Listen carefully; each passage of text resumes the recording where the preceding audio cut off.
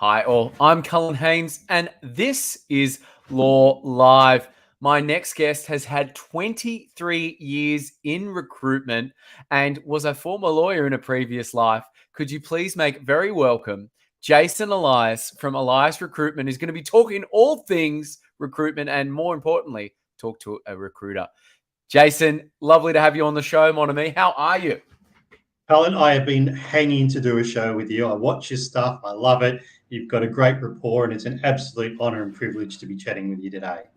My goodness, I don't hold a candle to you, sir. The honour and privilege is all mine. And I would say it is now 12:31, Sydney, 19th of April, Wednesday. We are live. Come on, guys. This is actually happening now. So if you have any burning questions for this juggernaut, please put them in the show comments, YouTube, Facebook, LinkedIn. We're streaming live right now. And if it's anything more personal and you don't want your existing firm to see, I'm sure Jason would welcome a cheeky DM indeed. But Jason, what's the question on everyone's minds? What is happening in your circle of influence right now with quiet quitting, thriving, loud leaving, all the stuff going on in the Lawyers Weekly that Jerome puts in? What's happening? It's an interesting market. I think that we're going through a subtle change between what's been a very candidate-dominated market where candidates have had control, and it's swinging back a little bit the other way. It's not Is it really? pre-COVID level. Yeah, so I think there's a little bit of storm clouds brewing. I think you can see what's happened in the US and the UK and overseas. There's been some layoffs. Now it's not there, but there's always a little bit of a lag. But I think that the bargaining power has shifted slightly more towards the employers than it was last year, where employees basically could demand whatever they wanted and firms would come to the party. Now there's a little bit more balance being restored to the force. Oh, I love that.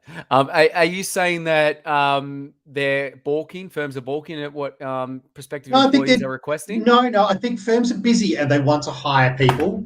But last year, if the selection criteria, often if they had a pulse, now they're being a little bit more selective. And I think that some of the salaries that were being witnessed last year were going a little bit cray and common sense has resumed and salaries are coming back a little bit more to what they've been traditionally. We had one candidate, Cullen, I'll give you an example, who was at Please. 120K. Wanted to move in-house. So we found him an opportunity. He got offered a 10 grand increase to go to 130. Before you know it, his boss counter offered him with 200. Same job, same seat, an 80K pay rise. And then the interesting thing was a few months later, when I checked him out on LinkedIn, he'd moved jobs. So the employer simply kicked the can down the road and bought himself a couple of months. So I don't know if we'll see repetition of that last year. There are definitely great opportunities for lawyers looking to have a bit of a move and a bit of a salary jump, because there always is unavoidably a little bit of a loyalty tax. When you stay put, you probably don't earn as much as if you make a few strategic moves. So we are seeing a Yes. little bit there. It's like Foxtel. Yes. If I'm a new customer, I'll get it at half the price as being a long-term customer. Well, it's like banking and mortgage broking. If you stay with your existing bank, I'm sorry, having your banker of 30 years, I always chuckle and I do it with sincere politeness and with respect. But when someone says I'm very loyal, been with them 30 years, I'm going to go, that means you're paying the highest rate and they're gouging you. And it usually means you Yep, need to absolutely. change. And then suddenly you become important. Banks will offer the lowest rate that they have and cashbacks as soon as you say you're leaving. And I'd love to talk to you about, we used to call it the boomerang, and shout out to Macquarie Group. Yeah. I used to work at Macquarie. And, I got to, I think, the executive level before I left. But what I would notice is this trend, and I'm sure it happens in law, where someone is a manager and the next step is associate director or director. And to get there, it would take 10 years. But they do what's called the boomerang. You leave the firm and work at NAB or CBA and then come back to Macquarie within a couple of months at director level. Does that happen in law? And do you see it as a great strategy?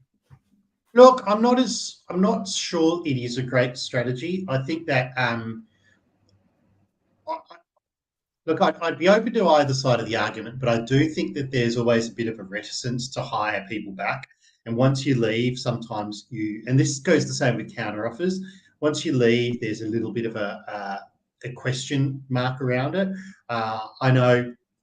Yeah, I'm unsure about that one, Cullen. I'd have to think ponder a little bit more, but I don't know if it's a great move in the legal world because it's more relationship driven than transactional. And I think that if you damage those relations, I mean, if you were to go to a direct competitor, I think it's a different thing. For example, if you said, do you know what, I'm going to go to London for a couple of years and then come back, or I want to go in-house. That's But if different. you're moving from firm A to firm B as a direct competitor, I think it does sometimes burn a bridge.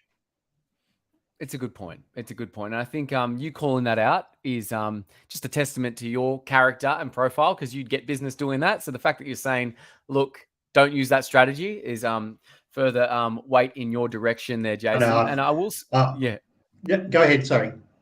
No, I'm just saying Mina says hello, by the way, who's a leading solicitor in his own right there. Thanks, Mina. Great to have you.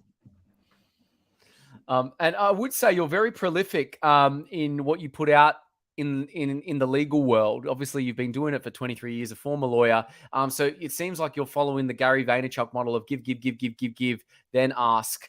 For instance, you've got the latest LSJ article, and I'd highly recommend anyone tuning in to jump on it. It's What's New in Legal Recruitment, AI Tools, and the Diverse Workplace. Tell us a little bit more about this article and what you're touching on there, my friend. Sure. So that actually only came out this morning. So hot off the presses, so to speak. I don't know if there are any presses anymore.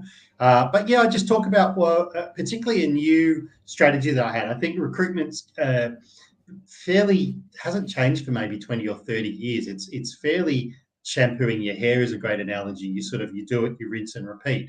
So I'm trying to find a better way of connecting both sides of the equation, those looking for jobs and those looking to hire, but also retaining confidentiality. So we've built a talent pool that's shortly going to be launched. So anyone can say, look, I'm looking for this type of a job at this sort of a salary, set out their criteria, and then we can release that to the market on an anonymized basis. And then employers can look at it and go, oh, I want somebody with family law experience in Sydney at 2 to 5 years. I'd like to know who that is. They press a button. If we've got permission, we release the details. Otherwise, we contact you and say, hey, this firm is interested. Are you open to releasing your CV? So everything's confidential, everything's secure. Your current employer will never find out about it, but it widens the pool of opportunities for you. I love that. Using technology like that is so powerful. And I'd love to ask, it's a great segue. Will AI eventually replace lawyers, and will it replace the need to recruit them? Not. No, I think that there's a bit of a fear that the robots are coming.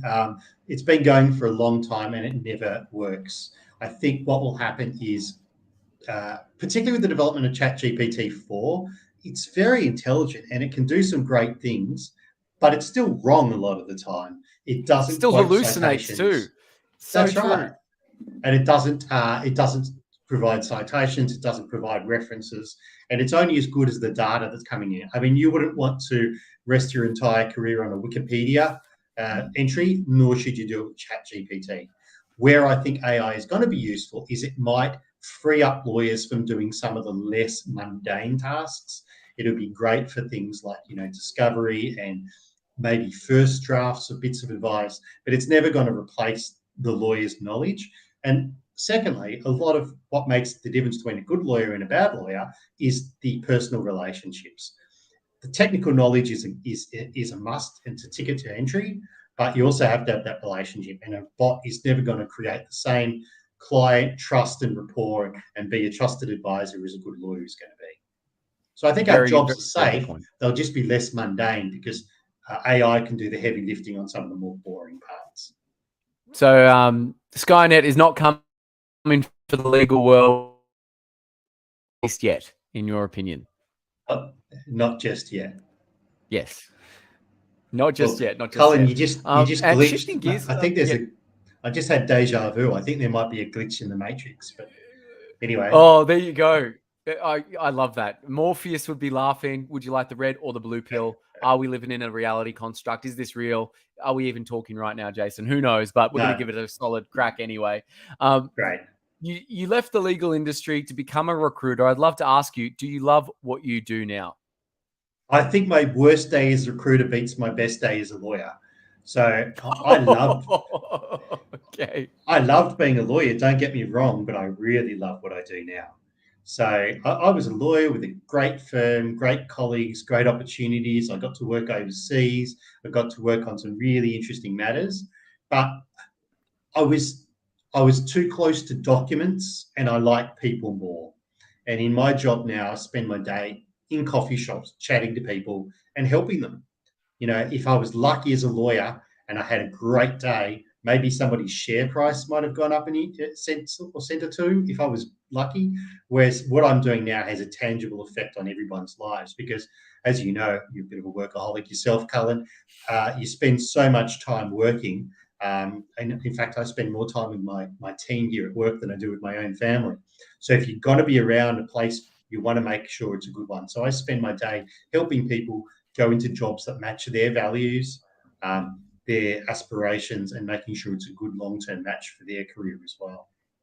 I think you make some good points there, and it is all about giving yourself that not work-life quality, but work-life work-life quality over work-life balance. I'm trying to say, or work-life Yep. thriving. I heard the other day work-life integration. Shout Ooh. out to Stuart Robertson, one of my legal colleagues on LinkedIn, introduced me to this concept where it's okay to either answer a call at 7 p.m. or do an email at 10 p.m. just as long as the next day when I'm at work, I'm able to get a haircut, go shopping, and use the hour to myself because it's all swings and roundabouts, give and take. And I thought that was quite good. I don't know, maybe it's a nice segue into that. Are firms having to relax the 9 to 5, must sit at your desk to be successful, do you think, in this digital world? I Yeah, know. it's a really interesting one. And if you and I had this chat pre-COVID, it would be completely different. I think there was a real concept around presenteeism. I think there was almost a thing where sometimes in law firms, um, people, it was almost like a military thing. You did the hard yards and you worked your way up, and when you got to the top, you were able to see the people below you. Um, I think that COVID changed that. I think that most of my clients now expect a 3-2 balance between work home, and I think that if you wanted to have any accountability, having an industry that calculates 6 minutes units is probably not a bad way of starting. But also, I think that in-house and government were probably a little bit ahead of the curve as far as flexibility went Yes. before law firms have had to embrace that as well. But I think now that that's happened, you can't put the genie back in the bottle. And we're finding that firms that want to have everyone 5 days in the office, particularly professional staff, will, I think, struggle to either attract or retain the existing staff because I believe flexibility is now very high on the list of many, many lawyers. It's a good point. And I think what you said about the pre-COVID thing is quite endearing. I used to, one of my old mentors at Macquarie, won't mention the name, but an absolute legend, used to work at a casino or gaming company and was in the sales role. And whenever he was out of the office, wheeling and dealing, belly to belly, face to face, his boss would always call up and go, "Where are you?" I'm like, "I'm with clients. I'm actually talking to clients." He goes, "Why aren't you back at work at your desk?" It's just cognitive dissonance. And I just find it so jarring that there are still firms that, you're only working if you're at your desk, which Yeah, if you're in a sales role and everyone is in sales because you're dealing with people, I just find that yeah. so just a cognitive And I've dissonance. I've heard of workplaces where people expect you to be there to say 5:30. So for the last half hour, people are watching YouTube. So just to be seen at a desk, that's just not worthwhile. You're much better off being No, productive and then doing what you need to do. it's a good point you make. Anyway, Absolutely. a lot of us during COVID finished Netflix, so there's not much else to do. No, correct. And what I would say is, do you think the 60-40 split that's happening now that law firms are saying, oh, they put it in place, agile workplace, is that going to move to 80-20 and then eventually go back into the office full time? Because I'm seeing an article from the AFR on Amazon making people come to work for those meaningful interactions or serendipitous interactions and all that jargon, but people can see through it. They just want them in the workplace because they're paying this big money for these offices. Do you think that we're going to see a gradual decrease from working to home and just you must be in the office? Supply and demand, Colin. I think that at the moment it's talent short, so the talent gets to dictate. If you are a major brand like an Amazon, of course you can dictate because people want to work with you. But I think a lot of other places aren't in that necessarily super prestigious level that they can get their staff to walk over hot coals. So I think most normal workplaces will stick to a flexible work model. Yes. What we're finding is there's a bit of a generational divide. We're finding that lawyers in their early career do like to come into the office a lot more because Yes. they're learning from being around through osmosis, through water cooler talk, just being around other lawyers helps them learn. Being able to stick your head into a partner's office and ask a quick question is a lot easier than having to ring them up, play phone tag for 3 rounds, and then finally get an answer and you've probably forgot your question by then. So there's definitely a desire to be around the office more, but I think the difference is choice. I think the difference is being told to go into the office and it being mandated, or you having the opportunity to do it. And as I I love said, that. some earlier career lawyers like that. Some lawyers who are later in their career and maybe have other interests. And I know you just had a barber recently, Cullen. Congratulations. Those that maybe want to juggle work life and maybe spend a little bit of time at home and then, maybe take it. I remember when my children were younger, I had an office across the road from my house. And I was able to duck out, go to an assembly, see a prize giving, hear I love a that. concert performance, and then come back to the office and work. I still did the same amount of work. I just did it on a timetable that allowed me to also be present for my kids because I'm going to tell you, I'm glad I did that now because now they don't really want to know much about me because they're teenagers. So I'm glad I had those moments.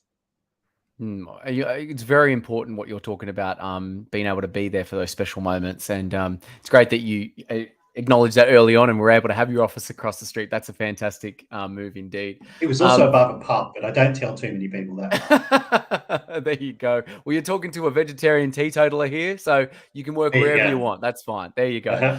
Great question from before I get into, because we're getting into the mid part of the stream and definitely want to get a sense check on what the salary should be at different different positions like associate, special counsel. I know it's different, but Mina's got a great question. Regular of the show. What are your thoughts on the 4-day work week? I know I've seen a lot of firms as well. Great question, Mina. What are your thoughts there, Jason, on that? It depends. I think that a lot of employees who have signed up for a 4-day work week find themselves ending up working 5 days but being paid for 4. So as long as the workload also drops by that 20%, sure. So what I've done is since probably October last year is I've worked from home on Fridays. So I'm still checking emails, I'm still attending meetings, but I'm not coming to the city. Every other day I do come into town. So look, I think it's a good thing, but in an area like law, where a lot of work needs to be done urgently, being available on that 5th day is quite important. So it's Of course. you have to be very careful how you segment your time. And what I would say is, make yourself available on that 5th day for emergencies. And then, you can catch up your time later if you do have to do it. But I think it's an interesting trend. I think that legal is a little bit hard to do as opposed to something that might be project driven, like, building software. Good question, Mina, and thanks for bringing that up. And I have seen that. Another great firm, and I'll shout them out, Roy Kim and Solomon's Legal. They send their staff out, I think, to Bali once a month to actually just work, and they fully pay it. And I think that's a fantastic way to invest in your team. What I saw an article from the Lawyers Weekly I think they today. should also send recruiters there. I think they should too. And maybe mortgage brokers. Oh, please send us all out there. We'd love that. But another article I saw was legal professionals want higher pay rather than perks. Do you agree or disagree? Look, I think the best thing to do is, if you have a chance, access the Australasian Legal Practice Management Association, also known as ALPMA survey, that's just being released shortly. And that has a list of what the press points are for people. So at the moment, salary is always a perennial one, but flexibility is very high up on the list. Perks, it depends what the perks are. I mean, most people are giving the standard perks. They would be things like CPD, laptop, telephone, that side of things. There are a few extra perks. For example, we're seeing things like gym membership or fruit bowls or days off on your birthday, little things like that. I don't think that's going to make or break someone's decision to take or leave a job.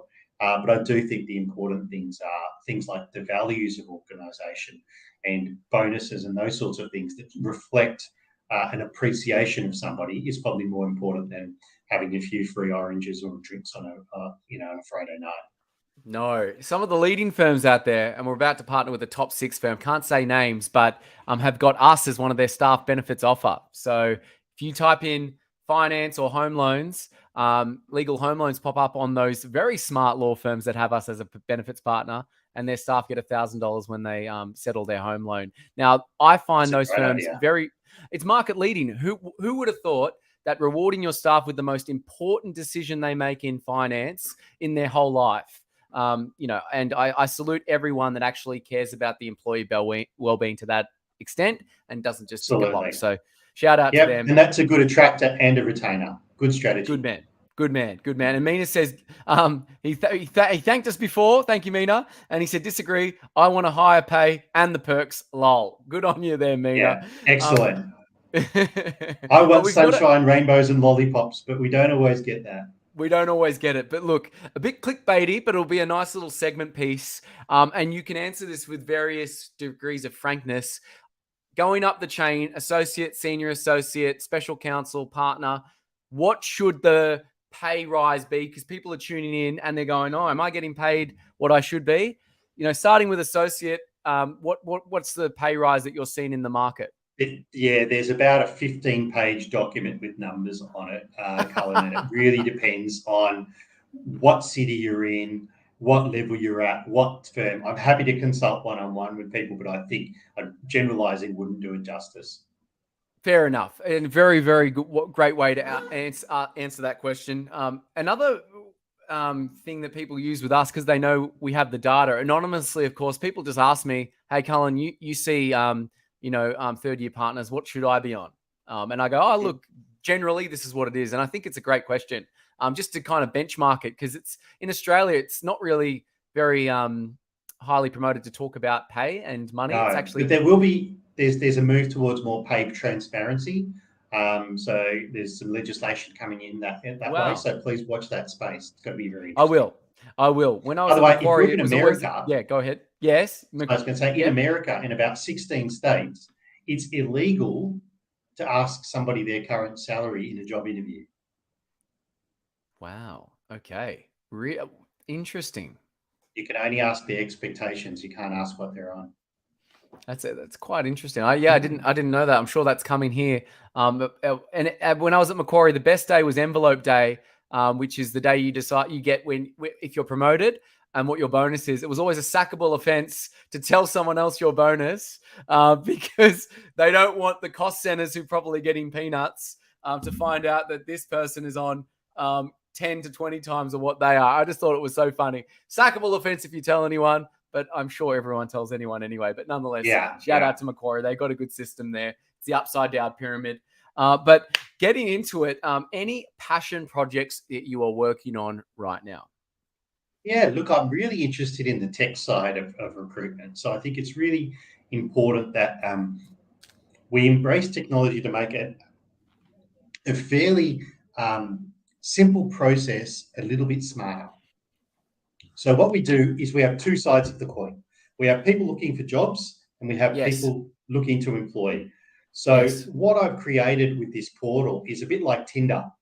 So you can anonymously look at what you're looking for and what the other person's looking to get. And once there's a match, we connect them while protecting people's privacy. And this is live right now there, Jason, Tinder for It's about to be launched in the next little while. So, stay tuned and you'll see details on our website, eliasrecruitment.com.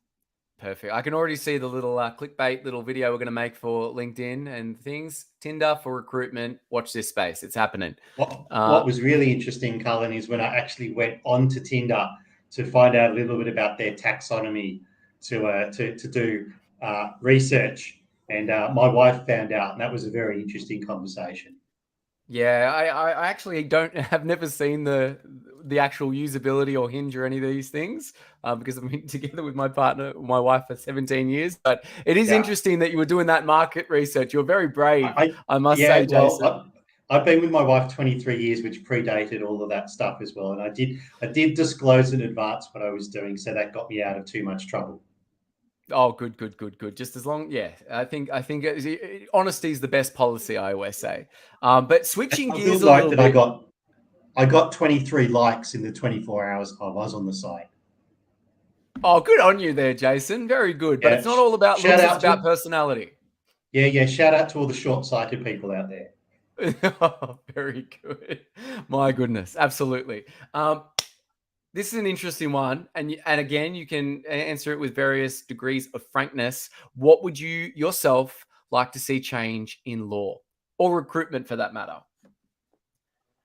In law, I'm probably not qualified to answer that anymore. I do think that,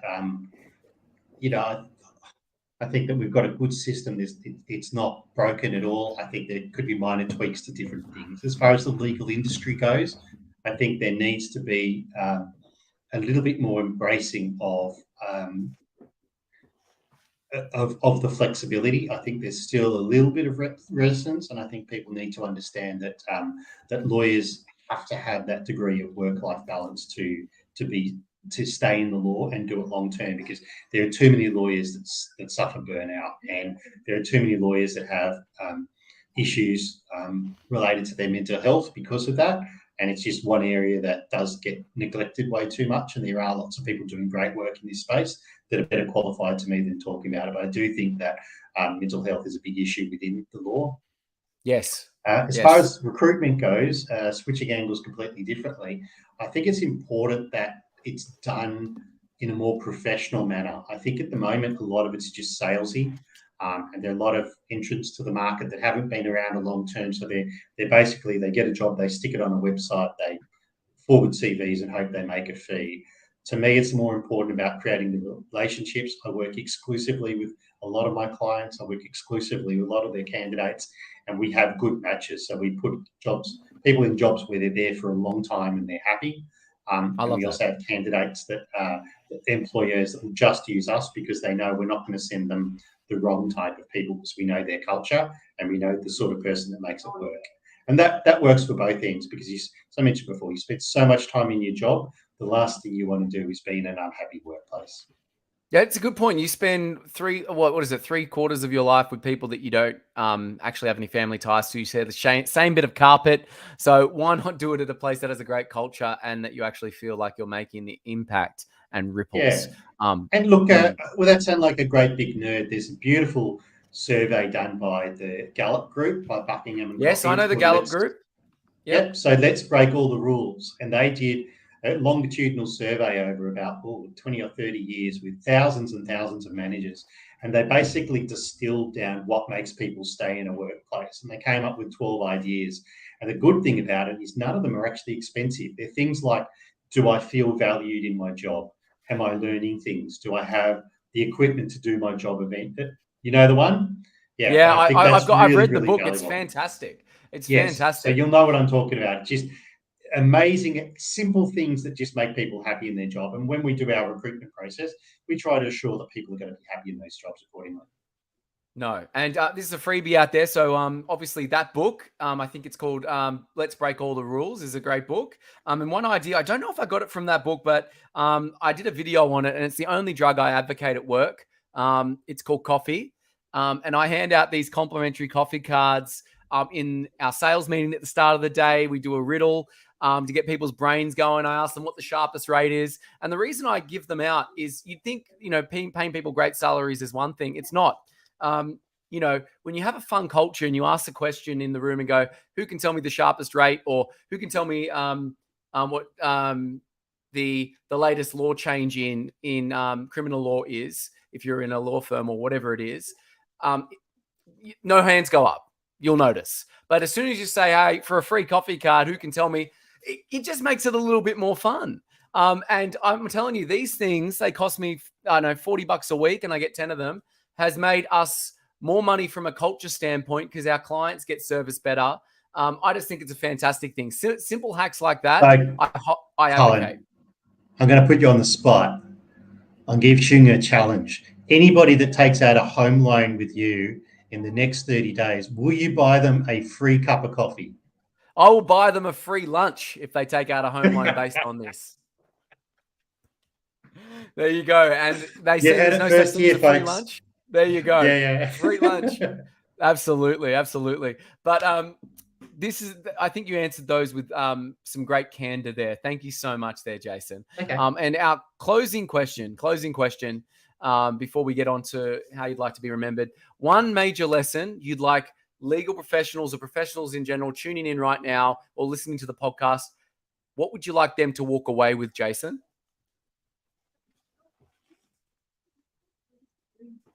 People spend so much time studying law and sitting for exams and practicing and going through all the things it takes to qualify.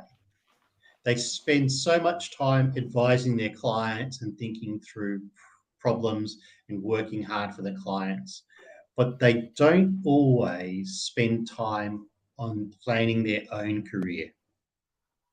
So find yourself a mentor, find yourself somebody you can brainstorm with, find yourself a recruiter even, but plan your career and work out steps and give yourself the best footing to work out where you want to be, because a decision you make at 26 could affect you at 46 and 66.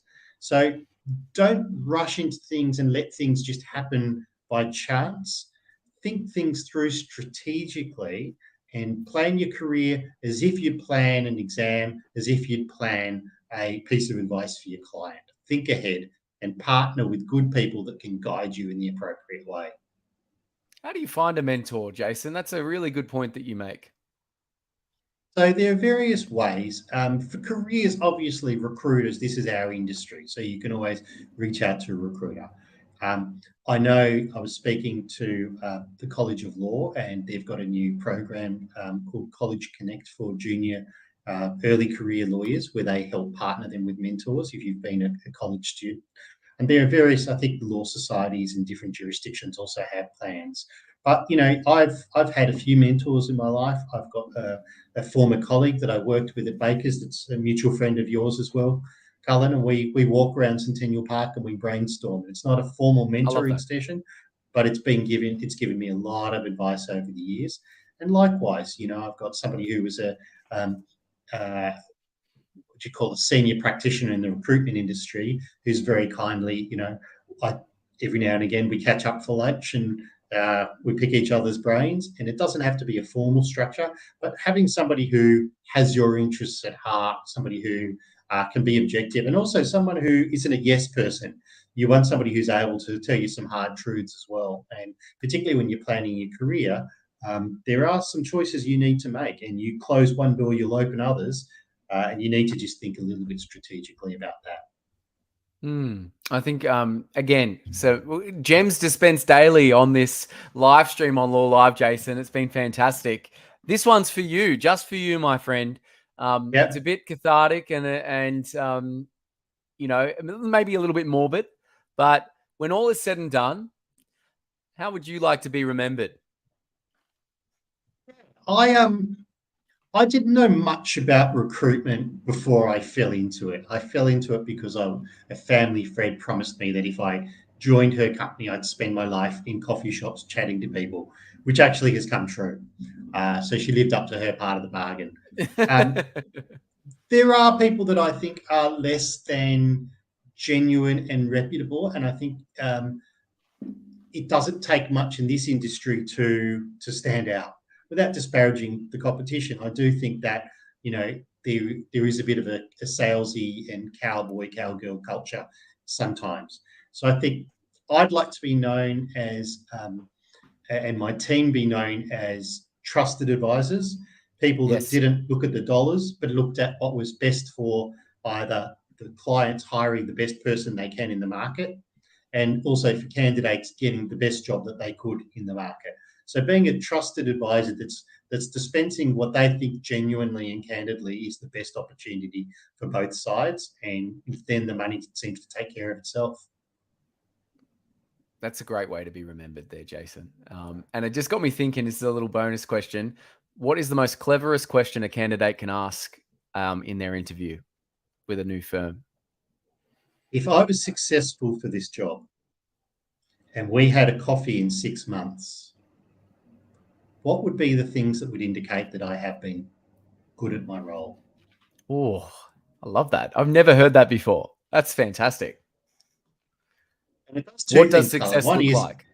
what does success look like? It basically does two things. One is it gives you a tangible feel of what your first 6 months are going to be like, whether it's creating relationships, learning systems, understanding technical areas of law. But also, what it's doing is putting in the mind of the interviewer, psychologically, they're imagining you in the role. And that's a very powerful thing. Very, very powerful. And some great notes to leave it on there. Where can people find you, Jason? Where are you hanging out most, my friend? Apart So from the best thing about our service is it's a on free Circulate. service for candidates. Oops, sorry, I talked over you. Say again, Cullen. So it's a free service for candidates. So they reach you out online, would you say? Yeah, and we have one of those Calendly things so you can set up appointments. I've got a team nationally. I've got consultants based in Queensland, Victoria, South Australia, Western Australia, and our head office is in Sydney. Great, great. So be sure to reach out to Jason. He's prolific on LinkedIn. So be sure to definitely connect. Thanks so much for joining us, Jason. We'll One bring you more back plug for some. if I can. Oh, please Quick plug plug. away. Now, I think you often post to our Australian legal community group. Oh, yes. We now have yes. close to 13,000 people in and around the law firm. It's a free group. It's on LinkedIn. Feel free to share and comment on content that comes up. And I'd invite anyone that wants to be part of that to do it. Once again, another free service we offer to the legal community. And can I just tip my hat off to you again? I don't wear it very often, but to have 13,000 like-minded professionals in one place, which I dare say is at least 10 to 15% of the legal community of 88,000, is staggering, mind-blowing, and well done. So please join, guys. I've put the link here, Australian Legal Community Group on LinkedIn. Jason is one of the admins. I'm sure he'll let you in quick, smart. And I've been in there for an hour, year or so. And there's definitely some great value I get from it. So thank you for your invite. Thank you for being you. And thank you for everything you do, Jason. Always a pleasure, mate. Congratulations on this wonderful podcast. Well done. Thank you, my friend. You're a legend. And if you'd like to be on the show or know a legal legend who should be, feel free to DM me on LinkedIn, Instagram, Facebook, YouTube, TikTok. Like James Dapachi, I'm where you want to be. Thank you again. We'll come out every Wednesday, speaking to a legend of law, and we'll come out with the podcast presently. Bye for now, everyone. Take care. Jason, bringing you back for some bonus questions, my friend. How would you explain your role as a recruiter to a 6-year-old child? Yep. So I help people find their dream jobs. Oh, mic drop. That's it. Nice. I think, dream job. Okay. Like it. If I was a child, I go, could you help me be an astronaut? You know? Oh. Sure. With a network like yours, I'm sure with the 6 degrees of separation, you could make that happen. I highly recommend it. Just call up my mate at NASA. Yeah. I don't not believe you. I do believe that you probably have someone in Mensa or NASA that could help. And this is a bit of a rocket science. It is not rocket science, but my next question may be, this is a back to the future type question. We're getting in our DeLorean, hitting the flux capacitor and charging it to 88. If you could go back in time and speak to yourself at any age and give yourself some advice at that age, what would the advice be? And what age or year would you go back to? So when I was 13, my parents bought me an Apple IIe, which I used for making like little cards and playing Space Invaders on. I wish I asked them to buy me Apple stock instead. Go back and buy some Apple stock.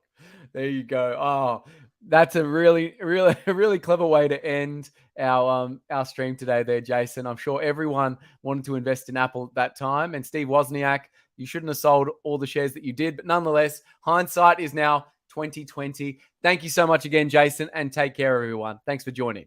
Colin, you're a legend, mate. Good man.